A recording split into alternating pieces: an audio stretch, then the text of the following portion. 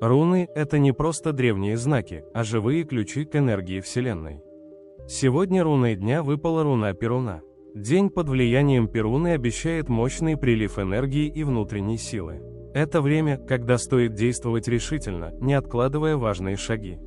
Ваша воля и уверенность сегодня – ваш главный инструмент.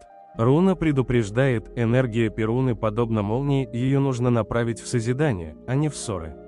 Она защищает тех, кто идет путем правды, кто действует с открытым сердцем и чистыми намерениями.